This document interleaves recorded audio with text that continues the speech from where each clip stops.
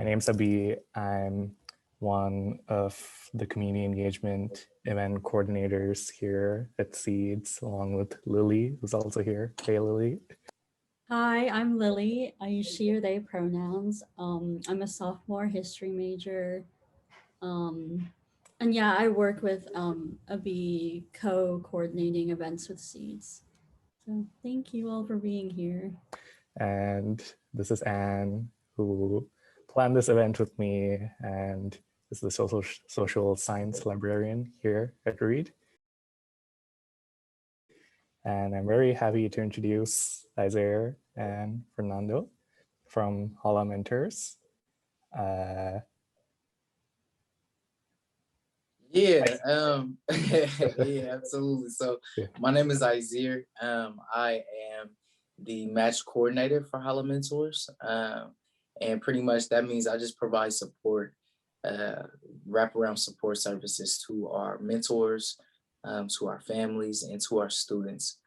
Just making sure everybody has what they need to be their best self in a relationship. Hello everyone, my name is Fernando and I'm the campus mentor at Holla. And what that looks like is pretty much matched with some mentees. And I pretty much just provide some programming for them as well as for their mentors. And also I'm part of the Latinx support system. So I just help Hispanic families kind of be aware and get all the notices coming in from Holla. So yeah, that's a little bit of what I do. Yeah, thank you for being here, Fernando and Izear. If everyone can just join me in welcoming Fernando and Izear. All right, I'm just gonna pass it over to Anne, and yeah, the floor is yours. Well, thanks everyone for being here. We're just just kind of the timestamps of what today is. We have until 7 o'clock. We have a bunch of kind of leading questions for Fernando and Izear. We want to hear about the organization and their personal stories, kind of what it's all about, but also how folks can get involved, how Reed folks in particular and East Portland folks can get involved. And then we'll leave the last like 10, 15 minutes open for your questions. So feel free to throw those questions in the chat, and Abi and I will be looking at the chat, or when I open it up to the floor, feel free to unmic and ask your question. So it's a pretty informal kind of gathering.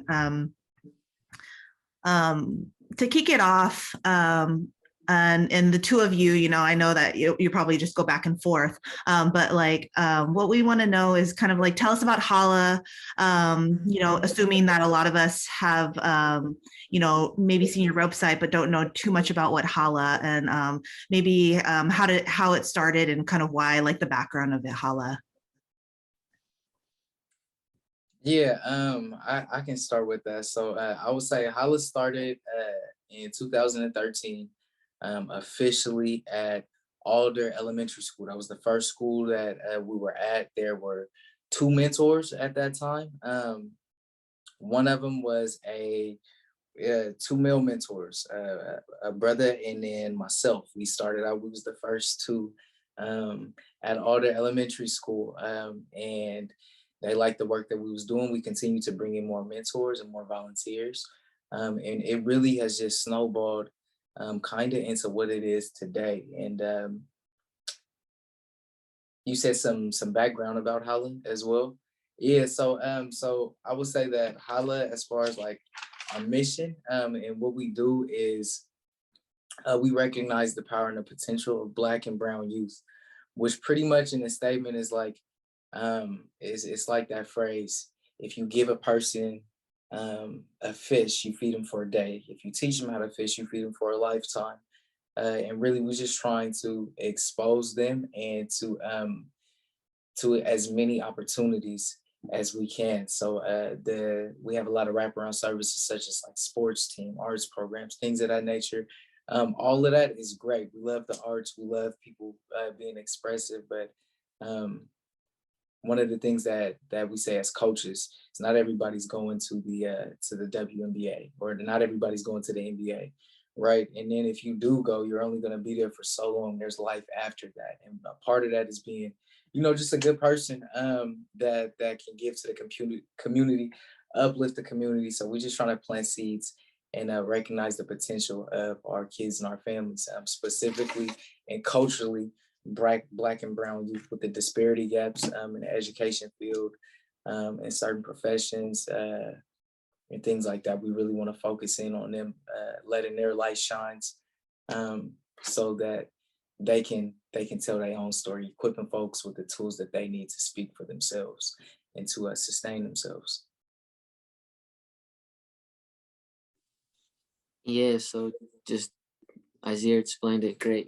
Just to add on to Izear, we're an organization that does one-on-one matching. So every mentee that we have has their own mentor. So yeah, they get to hang out. They kind of get to start that relationship, go on about their relationship. But then we also do a lot of things as a group. So we have like field trips, and we have like we bring speakers in. When COVID hit, we did a bunch of like virtual online game nights. We brought presenters in that taught us how to plant, taught us kids how to type, taught how to cook. We did it all.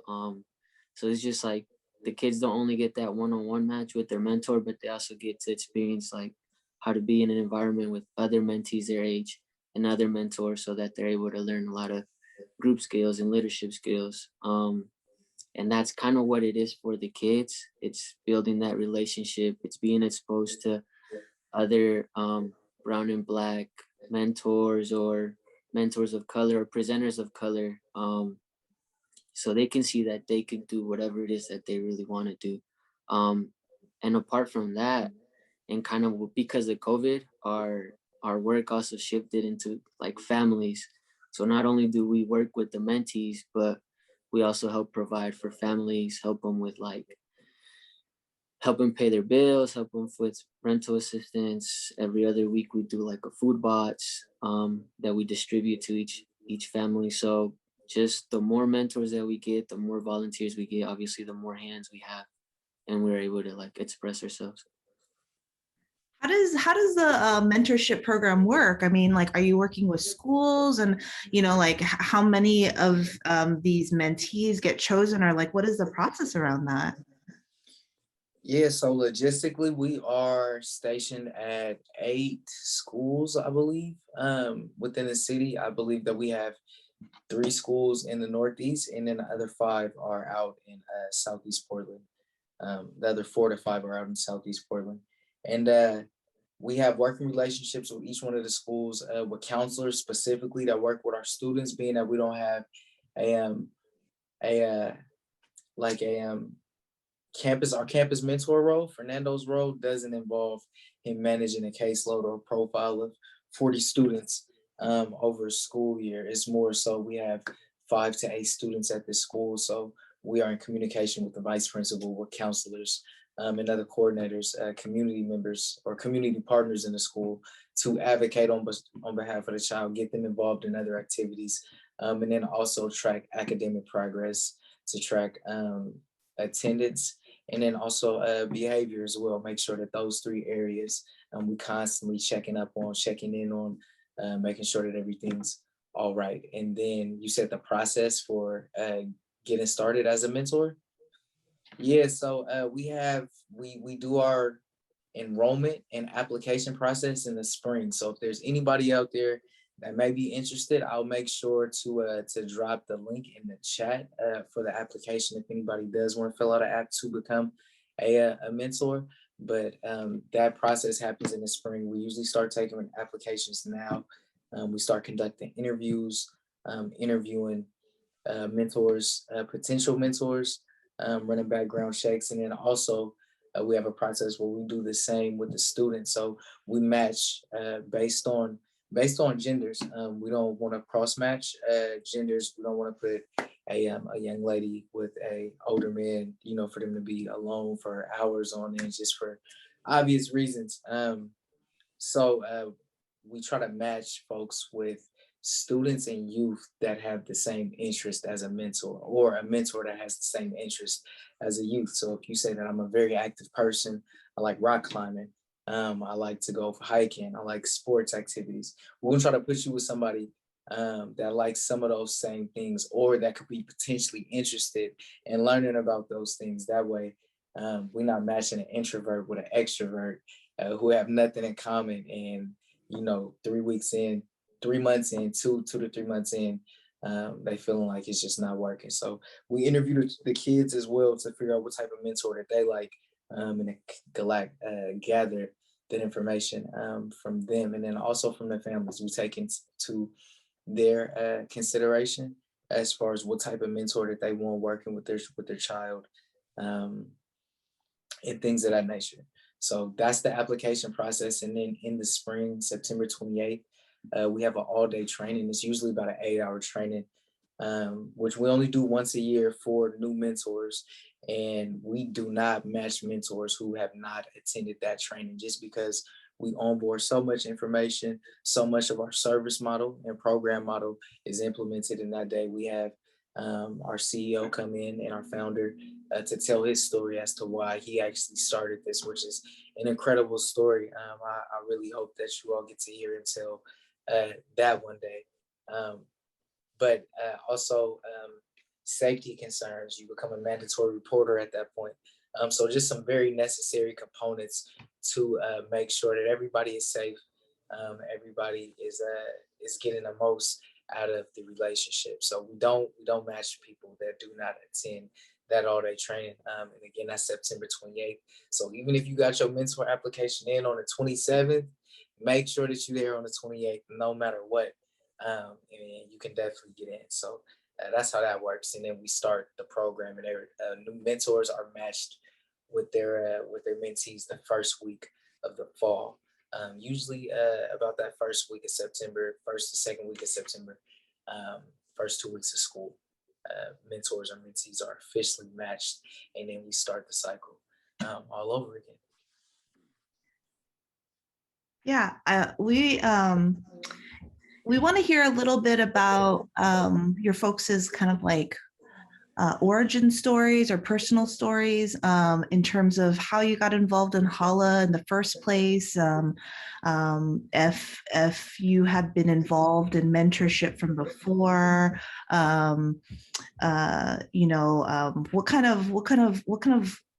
what kind of things had led you to work with an organization with Holla? Fernando, do you want to start first? Yep, of course. See, I was born in Mexico City, so I came at a very young age.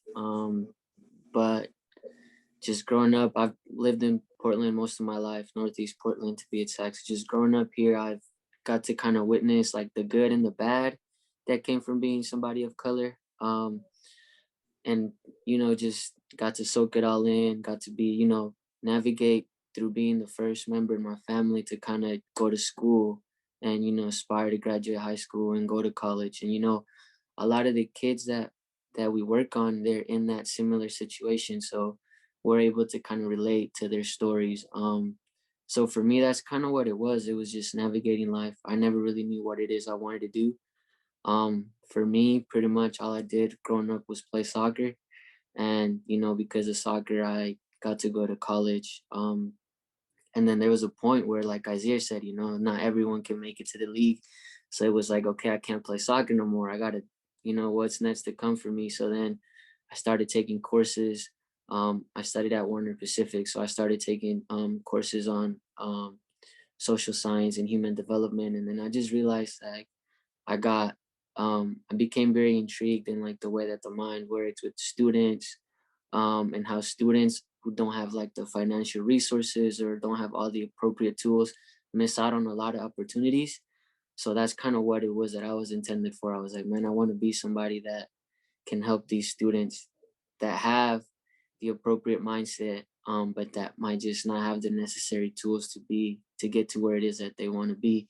So for me, Holla started as an internship. I was getting ready to graduate and needed certain hours in order to be able to graduate, and I kind of got hooked up with Holla. And for me, it was just that. It was like a way to notch my hours out the way, and then it ended up changing my life. I did it, and then I met, you know, Chelsea, Eric, our people on staff, our board, and then it was just like, okay, this is something that I want to do for the rest of my life. So once my internship was done and I graduated college, you know, they were like, hey, you want to get hired? Like, and it was like, so I didn't even have to go through nothing too crazy. I was blessed to kind of just be in that situation. But yeah, I think it was definitely because of that internship that I truly found what it was that I wanted to do, which is serve kids of color, serve kids who don't have the financial resources, serve kids who have um, just situations at home who may not be the best in order for them to succeed. That's kind of why it is that I do what I do. Along with the fact that just me personally, I could relate to a lot of their stories, and I had good mentors in my life who kind of, you know, really took their time to invest in me and paved the way for me to be here today. So it's kind of like a way for me to give back to my community. Thanks. I'll pass the same question to you, Azir. Yeah, my relationship with Holla started when I was actually in college as well. I had just finished high school and was trying to figure out, you know, exactly what to do with my life. And I knew that I needed a mentor. I had a mentor when I was in middle school, but at that stage, I didn't have one, and I started seeking mentorship. Every person that I thought could kind of fit that role. I took them out to Starbucks to like coffee or for lunch. And I asked them like a series of questions that would let me know if they would be a good fit. And I kept striking out. This went on for like almost 2.5 to 3 months. And I finally reached out to a woman. I hadn't called a woman. I finally reached out to a woman, something I should have done in the very beginning. And she was like, that's funny that you asked me, that you said that you're looking for a mentor, because you know, this cat who just moved back from LA who said that he's looking for a mentee and somebody to kind of take under his wing. And she was like, here's his number, give him a call. I did. So we ended up going and sitting down at Starbucks again, kind of went through the same process, and just his answers were different. You know, they kind of really resonated with me. I felt like I could relate to him. And then he asked me to come to an event for him that he was hosting that night for fatherless men. And I went to it. I got to meet his wife, and I've never seen that many men like hugging and healing and crying in a setting like that, other than like church, right, or a religious setting or space or something like that.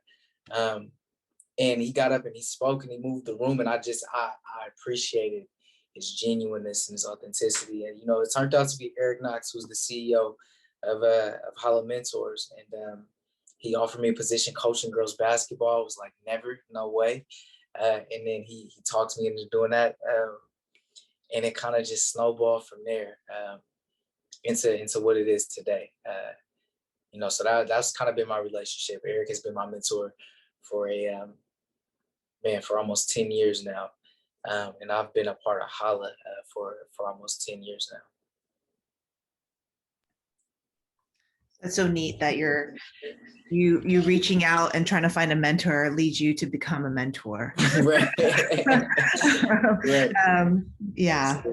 I'm going to take a question from the chat. Well, so within your question, there's a question about like the age range of the mentees. So you can answer that within the question. But there's also a question from Julie. What are some unique experience through the programs of Holla that have particularly stood out to you that are like most memorable? Maybe, you know, some concrete experiences and memories that you have that really, like both of you have been, you know, like Fernando, you said like, this is now my life's work. And Izear, you said, you know, I've been with Holla for 10 years. What keeps you at Holla? Like, what are things that are just like, you know, things that you want to share with us? Fernando, you wanna start with that one? Yeah. Shoot.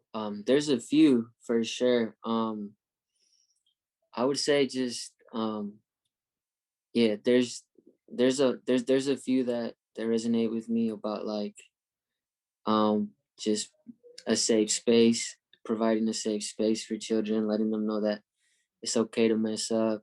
As long as we don't take it as a failure, but more of like a learning experience. So, getting kids out of their comfort zones. So for example, the biggest one that I could do is the girls basketball program, at Benson High School.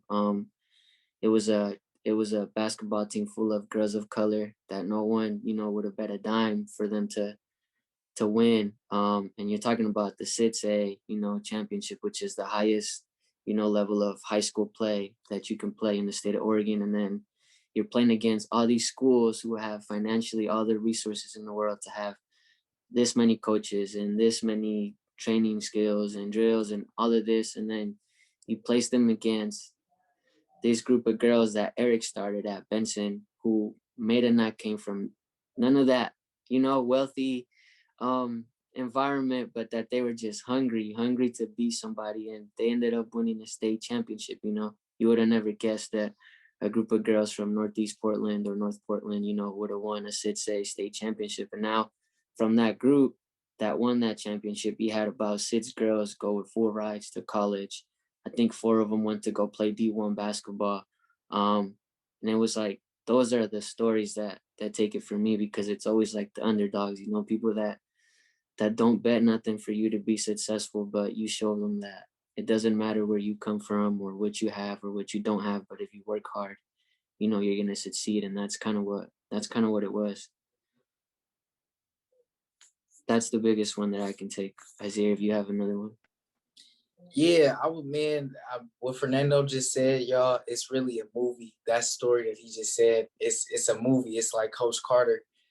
So when I told y'all that Eric offered me a position coaching girls basketball, it was that team, but except as 6th graders. So they were in middle school. I was coaching them all through middle school, getting them ready for the high school program. And then once I got there, I didn't want to coach girls. I didn't want to coach in the beginning, but I started filming the team talks, the team dinners, inside the locker room, what was going on, the behind the scenes, the trips that they were taking, going out of town to go to Chicago and playing these college viewing tournaments. We got it all on film, and it really is an incredible story. What happened and everything that it took to make it happen behind the scenes. People only see the confetti and championship, and it was a lot of hard work that went into that. So that's definitely one of my memories too, as well. But also, I would say we took a few years back, we took a group of boys into the Mount Hood National Forest for 7 days on a hiking expedition. And we hiked about anywhere from 8 to 13 miles a day on average. And it was transformational. Like, they were fighting each other, for the first 2 days, and then the third, fourth day, like the amount of peace. And these were kids whose parents say that, they have problem like doing their chores. They may have problem like just with discipline. And when they got back, their parents were emailing me and calling me and texting me saying, whatever y'all did in that wilderness, it worked, because I don't have to ask him to make up his bed anymore. He wants to eat healthier snacks. It was just a truly transformational lifetime experience, being in the wilderness that long with kids, no cell phone connection, no technology. You can only run for yourself for so long. And so just kind of like out there, we were able to really reflect on what was going on in the world around us, and what was happening in our lives as individuals. And like I said, even to this day, each one of those boys I still stay in contact with, and we talk about it. And that was just a super transformational experience for all of us. Fernando, you said you had a couple of stories. Did you want to tell another one? Yeah, I can share another one. I could do just like, even with like the field trips that we take them. I can think of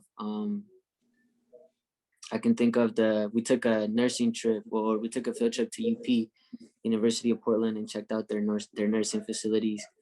And they got to let us play around with, their medical tools, and taught us how to read somebody's heart rate, etc. And just having the kids, we had one instance, we had a younger girl that was like, okay, now I want to, like, now I know what I want to be when I grow up. And she pointed out that there was a student there, a woman of color, and she was like, yeah, like, this is what I want to do. And she correlated with that individual for the rest of the field trip, where that person that didn't know her at all kind of walked her through the whole day. And it was like, those are the relationships that we're looking for our mentees to see themselves in other people and realize, like, okay, I could really do this.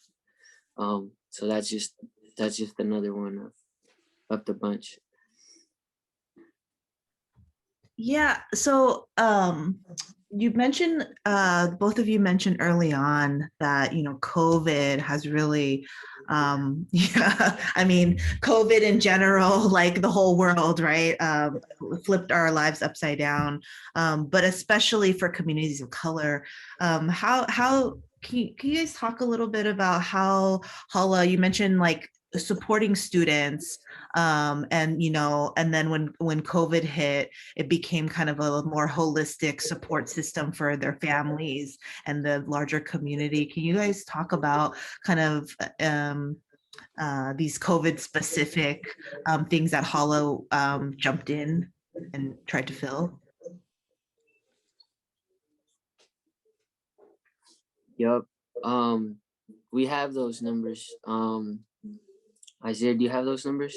Yeah, absolutely. So, I mean, just we all been living in COVID. So, what's going on. Kids are at home, and everything is kind of just slowed down. And so, usually we will go to the schools to meet with our students and check in on our families and kids. And now, like, not having that option and ability, the family has become the number one household. They need Wi-Fi for the kids just to go to school now and to participate in school. So there are some needs for academics that just weren't there. A year ago, 360 days ago, you didn't need Wi-Fi as a third grader to do your homework or just to go to school in the morning. So that has been the main thing now since September, or since October, since September of last year. We've been helping families holistically, like you said, with utilities, rent, gift cards, and Visa cards to kind of accommodate any COVID-related financial impacts that they may have been impacted by over the last year. So in total, we divvied out about $97,000 in resources to our 55 families, or about 50 families. We got some multiple kids, but about 50 families, 54 matches, total matches, and then that's about 51 one-on-one matches. And so in total, that is 600 plus food boxes since COVID has hit, and then 500 books, and then 500 masks. So, we're trying to do our part in serving our communities. And we got to understand that some of our families, if not most of them, were already struggling prior to COVID. So then we can just imagine once COVID hit, it was like downfall for everybody, because in a lot of them, there's only one parent working, and then COVID hits and now none of the parents are working. So it was like, it hit everybody pretty well. And I think it was a good way for us to realize that we could go more in depth with our relationship and not just impacting our mentees' lives, but also trying to help out their families. What's been really cool about Holla that I've noticed that other organizations in town is Black, Latinx, Asian, all coming together in terms of families and mentorships. Can you talk about that experience of interacting with all sorts of different types of families and kind of some experiences around that?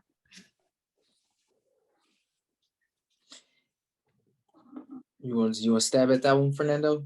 Yeah. I think it's been great in the sense that they see Holla and they're able to think of themselves as one. It doesn't matter where you're from. Obviously, you know, we impact kids of color, but I feel like the relationship within Holla, it doesn't let our students think of it like that, like, oh, I'm this, I'm that, I'm that. Where we, you know, we provide a space where they're all able to contribute, where they're all able to hang around with each other, and they don't see color, they don't see anything different. They're excited to be themselves, and they're happy that they can be themselves around other people. So I think that that is great. You know, if you go on our Instagram page and you look at our pictures from our field trips, you'll see, you know, Asian kids, you'll see Hispanic kids, you'll see Black kids, all within the same picture, hands around each other. Like that's what we're aiming for. That's what we want to do. And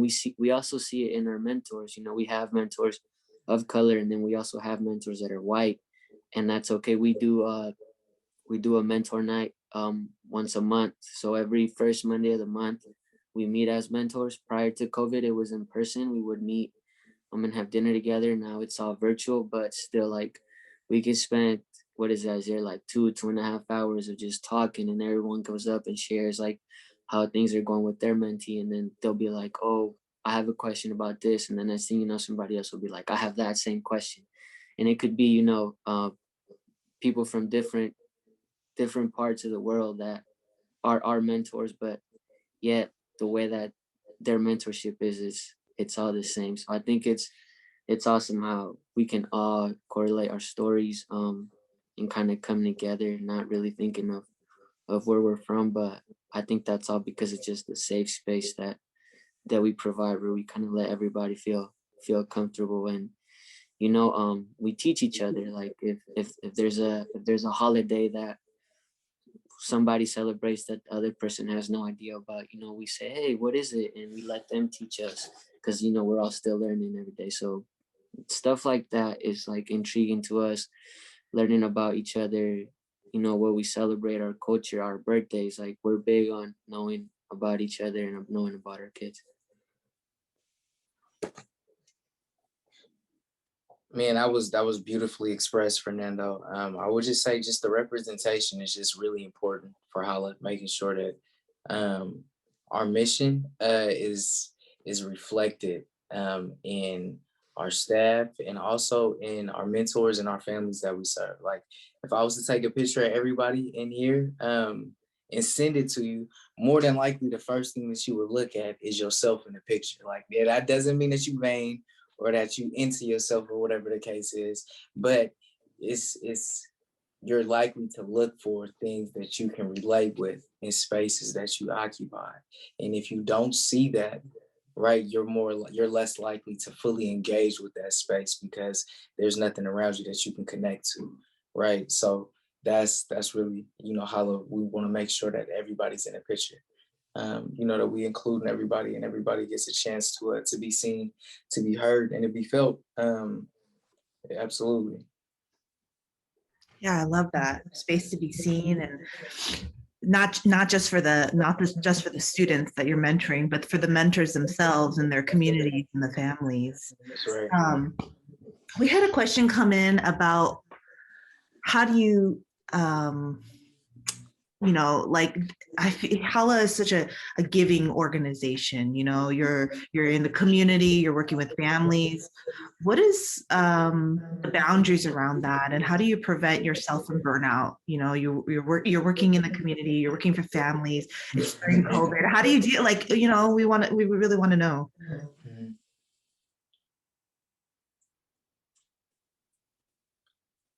I'll start with that one. I would say, like, for myself, like personally, you talking about like from an organizational standpoint, what do we do? No, Like, more. Well, if you have an answer for that, but more so for yourselves. You know, your own personal, how you know, how do you negotiate those boundaries for yourselves? And but if there are team dynamics that you negotiate, yeah, we're willing to hear that too. Yeah, so I mean, just real on a team dynamics point, we just always check on each other. You know, we constantly checking in. Hey, how are you doing? Are you feeling burnt out? We understand that it is a common thing to feel fatigue in this kind of work. As social workers, it's kind of our job and our responsibilities to take on the burdens of other people, right? To actually be present with them in the moment. We don't always have the ability to change their situation.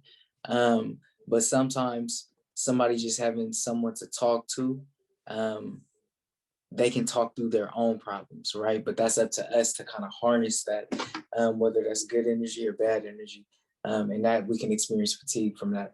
So we always checking on each other. Hey, how you doing? If you need the day off today, please take it. If you need a few days to kind of regather yourself to fill up your tank, take it. So I say we let our team work the best way that suits them as individuals, right? If you're an introvert, we're gonna let you do your introverted thing. Just come to the meetings and let us know how we can support you, and what you need from us, and work the best way that suits you. So I think that really, really helps, from an organizational and a team standpoint. But I know for myself as an individual, I take a day of rest every week, once a week. One day out of every 7 days is a rest day. And I've set up very strict boundaries, about not checking my email, not really being on social media. I have 2 phones. One phone is a work phone and one phone is a personal line, right? So all my business and my professional life is conducted on one phone. And my mom and my grandmother and my father and all of my folks, Fernando, have the option to call me on that, because it's less likely for it to be business that's coming from my personal line.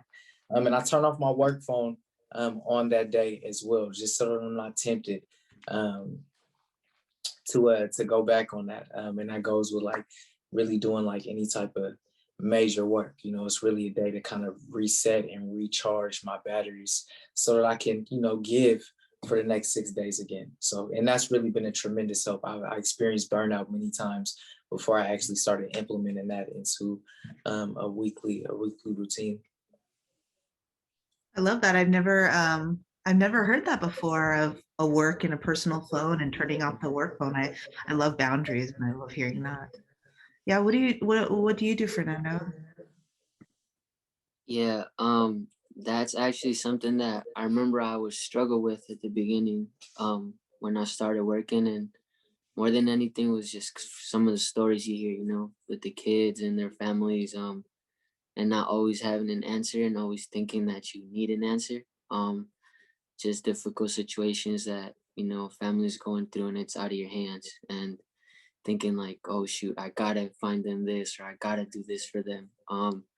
So, it took a lot for like Chelsea or Eric to let me know, like, hey, like you tried, like there's only this much we can do. Like now it's up to this group of people, or you know what I'm saying? So it was like, I think it took me a while to understand that I was only able to do so much and provide so much. So that I think just knowing that I'm trying my best in my work hours to really provide or be of assistance for those families. I think once I, clock out, schedule out, whatever you want to call it, like I'm okay with saying, okay, maybe this didn't happen, but it can happen tomorrow. Like I'm not dwelling on it that it didn't happen that day.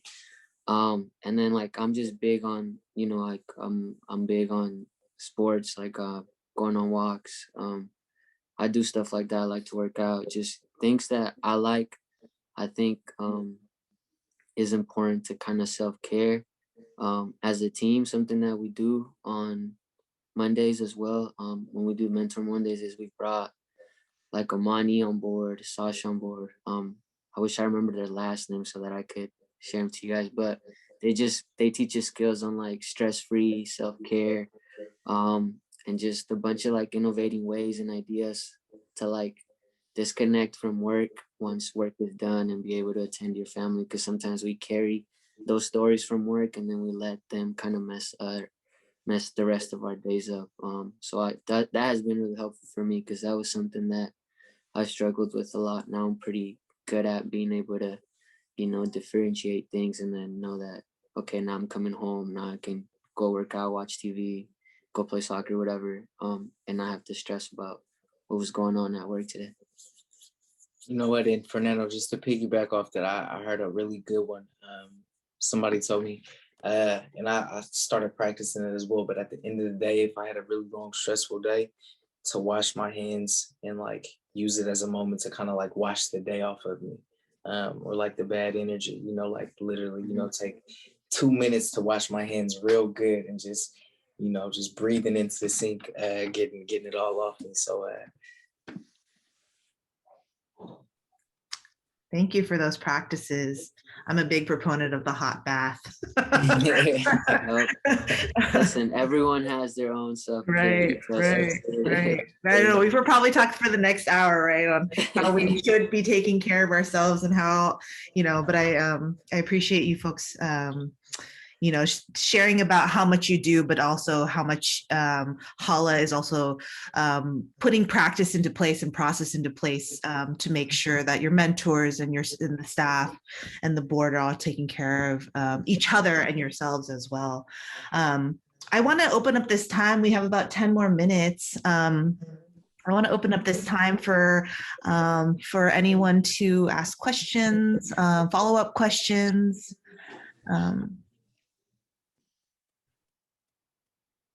Yeah, feel free to raise your hand, throw it in the chat, or unmute. I was just wondering what sort of like barriers you guys know of that this program has experienced in its development, or things that you have found solutions towards, dynamics that you found solutions for, and things you had to fix in order to make this program the great program that it is. There may not be an answer to that, but I was just curious.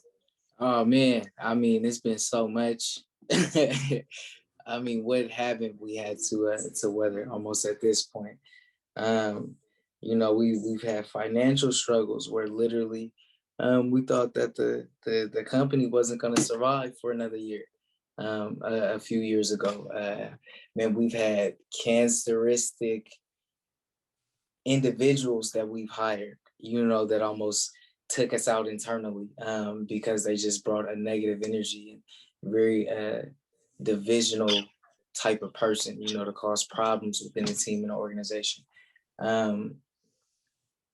We've been short staffed. There was a point in time where we only had, 2 people, 3 people working, trying to run an entire program. I mean, we faced many problems, but somehow, some way, we just always find a way to address them and to keep the ball rolling. And we thankful for that. It always, I put it like this, I feel like it's karma.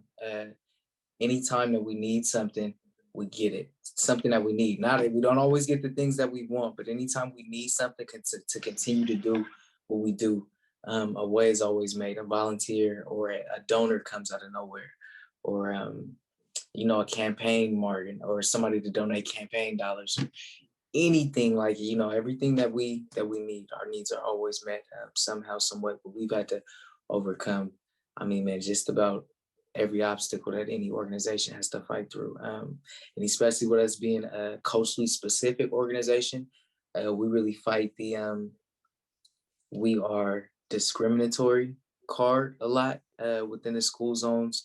That we discriminate against white kids and white people. And things of that nature, that's something that we have to combat often.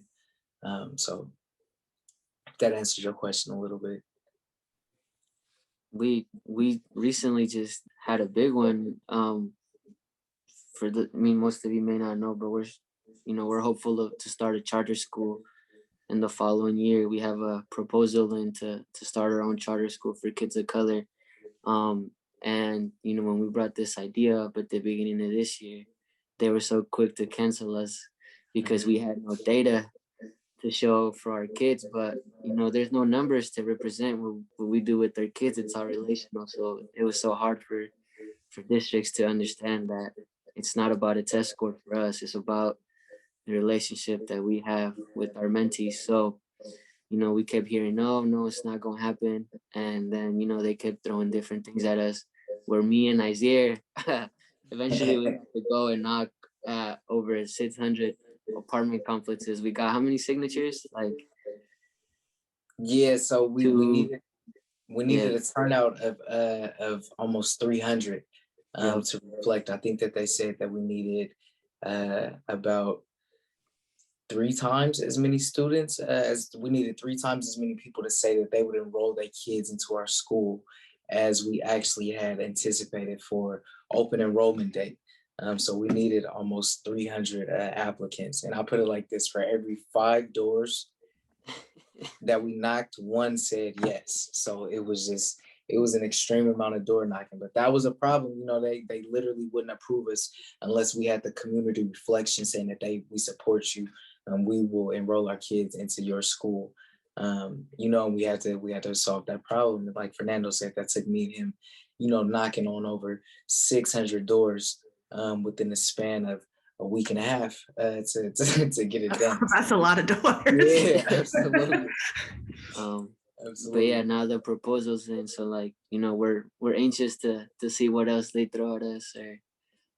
But yeah, we're ready as a team to kind of just fight through all that. Yeah, tell us a little bit about the school project in case people don't know about it. I mean, like what grade range and where's it going to be? Hopefully. Yeah, Izear, you go ahead. You've been Yeah, in some meetings. so it's gonna be in the Rockwood district. We're looking at a brick and mortar on about 176, almost off of Stark. But yeah, our age range that we'll open it up is gonna be from kindergarten to second grade, and every year after that, we will expand it into another grade. So we are hopeful that we will actually get an opening date in 2022. But we are, I mean, I say, man, we're no longer hopeful that the proposal get approved. We know that it'll get approved. Just for the simple fact, we wanted to touch bases with the Reynolds School Board first and let them know that we're doing this because charter schools, I guess they take away from the public funding, the funding for the public schools. And we just didn't want to go behind their back. We wanted to, you know, let them know up front that this is what we're doing. Here's our plan. And if we get voted in by the district, I mean, by the school members, the school board, then it'll get approved and we won't have to go to the district. But if we get denied by the school board, then we'll go to the district. And the person that actually wrote our proposal wrote the requirements for proposal submission. So we'll know that if we have to go to the district, it'll get approved. So either way, Holla School is definitely happening 2022. Y'all make sure y'all check us out. Kindergarten through second grade is where we're opening at, and we have some, I mean, culturally specific curriculum. The curriculum planning is like super fresh, y'all. Like y'all just have to see some of the things that we're gonna be teaching these kids. What we're gonna be implementing around social care, social practices, education, history, the way math is taught. It'll be a very pedagogical, if that's a word, pedagogical approach to it. Absolutely, it's gonna be very Paulo Freire like. Heck yeah, we're excited. Yeah, absolutely, absolutely. Anyone else have any questions? We have 5 more minutes. I have a quick question. So I'm really curious about the charter school opening because there tends to be like a large like national debate about like whether charter schools like should be the way we approach public school. And it seems like a lot of groups on the left tend to oppose charter schools. So I'd be so curious to hear how Holla has found the charter school approach to be best for its student community or like the specific kinds of students it serves. So I'm really interested in that. Yeah, well, I mean, we just look at the disparities that's happening. I mean, not just in Oregon, but across the board in the nation. When you talk about Black and Brown academic success versus other demographics and population success, just in school, you know, the disparity is so great. And then us having actual experience in being in the classrooms, having working relationships with the teachers and administrators, we really know where the shoe pinches. We are in contact with the families, and we feel that we know that we are better equipped to address some of these needs that the schools just they can't do it based on what they have right now and the resources that they have. And honestly, in the mindset that they have right now, there's no way that they can address this. They don't have a plan in place to address it. I'll just put it like this: in 1948, just in Portland, there was the Vanport floods. That was a major displacement. That's almost where Portland State is at, right? Then you had 1966. That was the construction of I-5.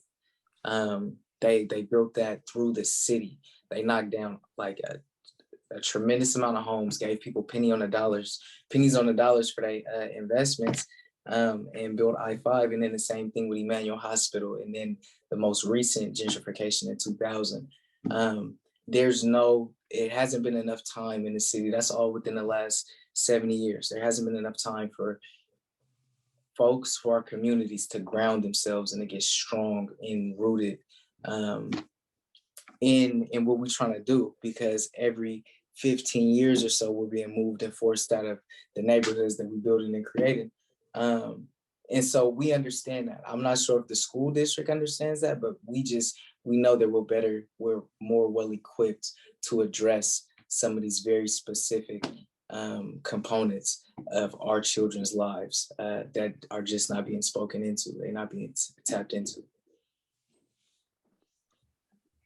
Thank you for that. Well, we're almost at 7 o'clock. So really quickly, let us know how we can get involved. Lily put the merch link in there in case you wanted a hoodie. And I have them, they're super warm and cozy. And then Holla's Instagram if you want to follow like the happenings around Holla.